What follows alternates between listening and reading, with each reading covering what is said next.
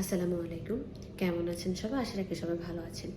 Isratun typing centre থেকে আমি ইসরা জান, সংযুক্ত আরব আমিরাত আবুধাবি মুসাফা 44 থেকে আজ 19শে সেপ্টেম্বর 2024, আজকে প্রায় এক সপ্তাহ মনে করেন, বা এক সপ্তাহ পর, বা এক সপ্তাহেরও বেশি হতে পারে, 10 দিন পর আমি আপনাদেরকে এমএনএসটি বা সাধারণ ক্ষমার আপডেট দিতে যাচ্ছি।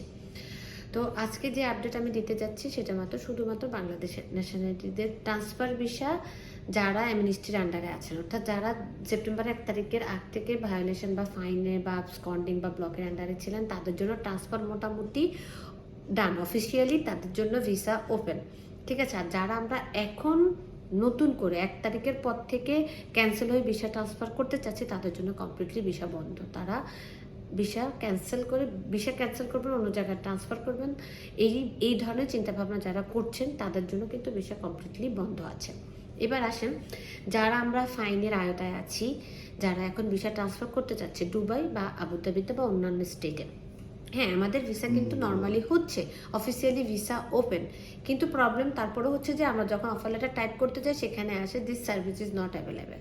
অফার লেটার টাইপ করার পরে এই কমেন্টটাই বেশি আসে এবং আমাদেরকে অফার লেটার পেমেন্টের করতে দেওয়া হয় না বেশিরভাগ টাইমে। এবার এর মূল কারণটা কি?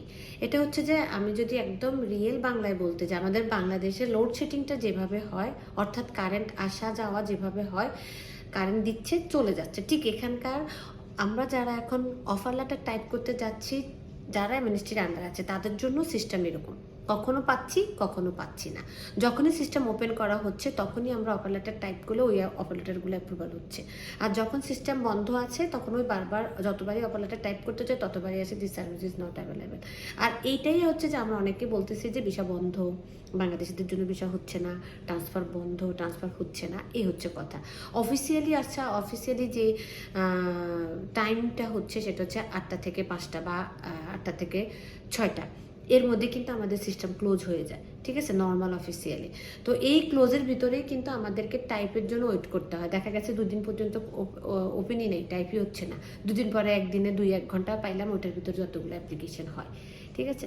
তো এর মধ্যে এরকম করে কিন্তু অ্যামনেস্টিটা যাবে, অর্থাৎ আমরা তো শুধু অ্যামনেস্টিতে 2-1 জন না, হাজার হাজার অ্যাপ্লিকেশন পড়ে, যেহেতু এটা সিস্টেম, এত অ্যাপ্লিকেশন পরে সেটা প্রসেসের জন্য তারা টাইম নেয়। ওই অ্যাপ্লিকেশনটা নেয়, ওটা প্রসেসিংয়ের জন্য আবার 2-1 দিন স্টপ করে ওটা প্রসেস করে ওটা অ্যাপ্রুভ দেয়, দেন আবার করে। ঠিক আছে। তো এই হচ্ছে বাংলাদেশিদের ট্রান্সফার বা অ্যামনেস্টির আন্ডারে যারা আছেন তাদের বর্তমান অবস্থা। আর যারা ভিজিটের কথা বলতে চাচ্ছেন যে ভিজিট এখন হচ্ছে কিনা, না, ভিজিট এখন completely stop outside country, completely stop. আর যারা আউটসাইড কান্ট্রির জন্য বিষয়ের কথা বলতেছেন যে ডিরেক্ট ভিসা হচ্ছে কিনা, না, আউটসাইড কান্ট্রি ডিরেক্ট ভিসাও স্টপ আছে এখন। ঠিক আছে। আর আরেকটা ব্যাপার হচ্ছে যে হ্যাঁ, আউটসাইড কান্ট্রির লোকাল স্পন্সরের বিষয় কিছু কিছু অ্যাপ্রুভ হয়। ঠিক আছে, কিছু কিছু লোকাল আউটসাইড কান্ট্রির ভিসা অ্যাপ্রুভ হচ্ছে, কিন্তু ডিরেক্ট কোম্পানির ভিসা যেগুলো সেগুলো কমপ্লিটলি বন্ধ। আশা রাখি ভিডিওটি আপনাদের উপকারে আসবে। ভিডিওটি বেশি বেশি করে শেয়ার করে দিবেন। আল্লাহ হাফেজ।